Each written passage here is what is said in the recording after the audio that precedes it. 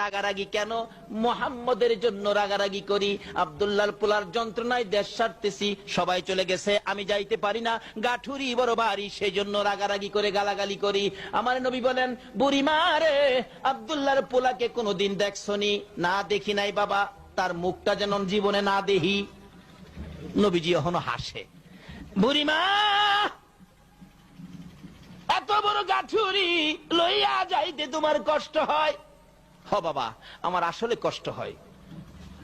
আব্দুল্লাহর পোলার বয়ে যখন দেশ ছেড়ে পাহাড়ে যাচ্ছ, আমি যদি তোমার গাঠুরি মাথায় নিয়ে তোমার আগায়া দিয়ে আসি, অনুমতি দিবা কিনা? তোমার কষ্ট হবে না? বুড়ি বলেন, বাবা গো, এত ভালো তুমি, কেউ তো আমার খোঁজ খবর নিল না, তুমি কি আমার গাঠুরি মাথায় নিতে পারবা?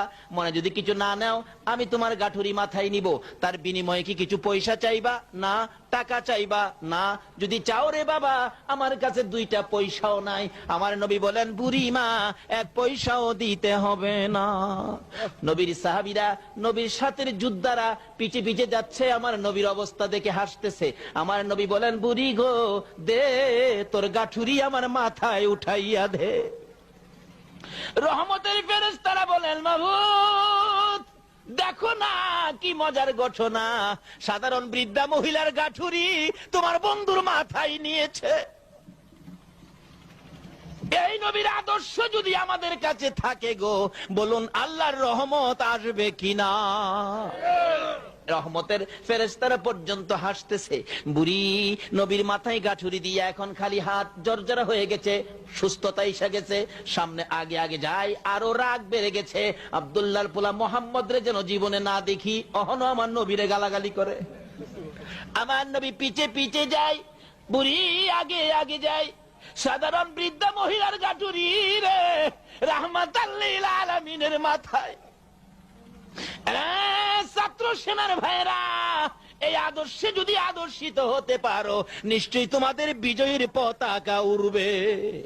যাচ্ছে আমার নবী এক পাহাড়ের পর আরেক পাহাড়, 2-3টা পাহাড় পার হইয়া বুড়ি বলতেছে, বাবা গো, তোমার বুঝি কষ্ট হয়? আর একটু আসো, আমার দেশের মানুষ, আমার বাড়ির মানুষ, আমার মহল্লার মানুষ যেখানে আছে সেখানে আমি যাব। কাছাকাছি যাইয়া দেখে মহল্লার মানুষ, বাড়ির মানুষ দেখা যায়। বাবা গো, আসো, আর একটু আসো, ওই তো আমার বাড়ির মানুষ দেখা যায়। যে জায়গাটার মধ্যে বুড়ি আমার নবীকে লইয়া দাঁড়াইছে, আর ডাকতেছে, ও নিষ্ঠুর আমার পাড়া প্রতিবেশীরা, ও আমার দেশের লোকেরা, মহল্লার লোকেরা, তোমরা এত নিষ্ঠুর কেমনে কইলা গো?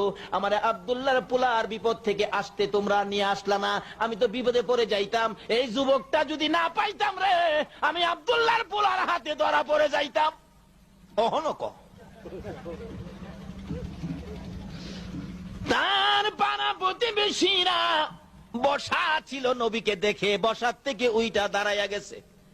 কাফেররা